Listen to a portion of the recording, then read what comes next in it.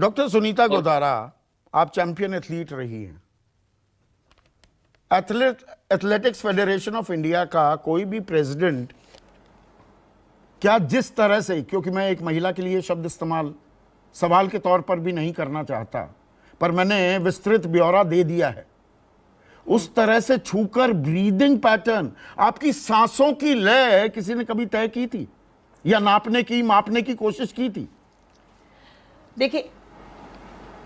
देखिए पहली बात तो जो कुछ आपने कह दिया मैं उसको रिपीट नहीं करूंगी, लेकिन ये सारा कुछ जो है ना वो हैरेसमेंट तीन तरह से होता है। एक आपका शारीरिक हो गया, वो जो किया ब्रजभूषण ने, और दूसरा होता है मानसिक, जो अभी इन रेसलर्स का हो रहा है। और ये जो हैरेसमेंट है, इसमें जब ये फिजिकल, मेंटल और इमोशनल हैरेसमेंट होता है, उसमें जो कुछ इसने किया है, ऐसा हर फेडरेशन में, हर स्पोर्ट्स में कहीं ना कहीं कभी ना कभी होता रहता है।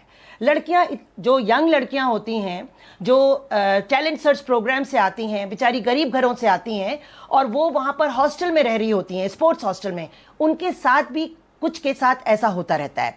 कई कॉम्प्रोमाइज हो जाती हैं, कई अपने इन दमखम रेसलर्स की तरह आवाज उठाती हैं। और मैं तो कहूंगी कि ये अब तो उठाई इन्होंने आवाज, क्योंकि देखिए विनेश ने भी साफ कहा कि हम पहले कंपटीशन कर रहे थे, इनको भी यही डर था कि कहीं इनका सिलेक्शन ना रुक जाए, कहीं इनको कैंप से ना निकाल दिया जाए। और यही लड़कियों की सबसे बड़ी प्रॉब्लम होती है स्पोर्ट्स में, और उसी का फायदा उठाते हैं ये अधिकारीगण। ये तो ब्रजभूषण शरण सिंह ने सुनीता गोदारा कुछ दिन, एथिकल कमीशन नहीं है। अगर सरकार, एक सेकंड, सुनीता गोदारा कुछ दिन पहले एक निजी टीवी चैनल को इंटरव्यू देते वक्त ब्रजभूषण शरण सिंह ने खुद माना कि हाँ, एक बार एक महिला रेसलर आई, यस, वो अपने पिता से बात करना चाहती थी, मोबाइल फोन्स की कमी थी, मैंने अपना फोन दे दिया। हाँ, उसके बाद उसकी जप्पी पाली, वो असहज हुई, तो मैंने कहा मैं तो पिता की तरह आपको हग कर रहा हूं। देखिए, जो हम लड़कियां होते हैं ना, टच को लड़कियां सबसे अच्छी तरह से समझती हैं, और वो टच अगर बैड टच है ना, एक सेकंड में समझ में आ जाता है। अगर वो लड़की अनकंफर्टेबल हुई थी, वो इसीलिए हुई होगी। और वो ब्रजभूषण खुद कह रहे हैं कि मैंने ऐसा किया था, फिर मैंने कहा मैं पिता तुल्य हूं। अगर वो पिता तुल्य बात करते हैं तो फिर ऐसी झप्पी पाने की जरूरत क्या थी? दूसरी बात, वो किस तरह से इतने प्रोफेशनल मिसकंडक्ट कर रहे हैं ब्रजभूषण, कि अगर सरकार चाहे सो मोटो एक्शन लेकर उनको उसी वक्त बर्खास्त कर सकती है। ये संघ के किसी भी संघ के अध्यक्ष की क्या ये जिम्मेदारियों के तहत आता है? उसकी हमारा ओलंपिक चार्टर तो है। नहीं, डॉक्टर सुनीता गोदारा, कोई भी संघ हो, मैं सिर्फ रेसलिंग की बात नहीं कर रहा हूं, कोई भी संघ, उसके अध्यक्ष की ड्यूटीज में, उसकी जिम्मेदारियों के दायरे में ब्रीदिंग पैटर्न चेक करना भी आता है क्या? यस, आप संदीप जी बिल्कुल सही कह रहे हैं, इन्होंने गलत फायदा उठाया है। भाई ब्रीदिंग पैटर्न, आप कौन होते हैं? ना आप कोच हैं, ना आप लेडी डॉक्टर हैं। अब भाई ब्रीदिंग ना फिजियो है, ना ट्रेनर हैं, कौन आप हैं? ना रिस्ट में करते हैं आप।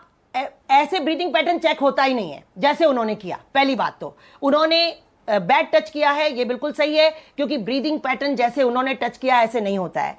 दूसरी बात, वो बॉडी शेमिंग करते थे, ऐसा बिल्कुल प्रोफेशनल मिसकंडक्ट है। मुझे अभी तक बहुत दुख होता है ये कहते हुए कि ओलंपिक चार्टर को साइन किया हुआ है सरकार ने, ओलंपिक चार्टर को साइन किया हुआ है आईओए ने, लेकिन कोई भी ओलंपिक चार्टर को फॉलो नहीं कर रहा है। अगर फॉलो करते तो ब्रजभूषण आज बर्खास्त हो गए होते, ban for life from sports, जो उन्होंने प्रोफेशनल मिसकंडक्ट किया है। ये रूल है, लेकिन स्पोर्ट्स लॉ को तो कोई फॉलो करता नहीं है। हमारे यहां डोपिंग पैनल है, हमारे यहां नाडा है, बिल्कुल उसी तरह से ओलंपिक चार्टर ने कहा हुआ है कि एथिकल कमीशन होना चाहिए, लेकिन इन्होंने नहीं बनाया है। और अगर बनाया है तो जैसे इनकी ओवरसाइट कमेटी थी जो कि आउट ऑफ साइट थी, उसी तरह से होगा। जैसे इन्होंने सब ने वायलेशन किया है रूल का, किसी ने सेक्सुअल हैरेसमेंट कमेटी नहीं बनाई है। और लड़कियों का ये फायदा उठाते हैं, बिकॉज लड़कियों की मजबूरी ये होती है कि उनको नेशनल कैंप में जाना होता है, उनको इंटरनेशनल में जाना होता है, तो ये फिर बैड टच को सोचते हैं कि बस हम तो ऐसा करेंगे और निकल लेंगे। लेकिन ये कब तक चलेगा? तो मैं कब तक चलेगा? और अगर आरोपों में दम है, मैं फिर से अंडरलाइन करते हुए कह रहा हूं, और ये बात मैं लगातार कहता आया हूं, अगर इन आरोपों में दम है तो क्या सत्य हम जान पाएंगे? आप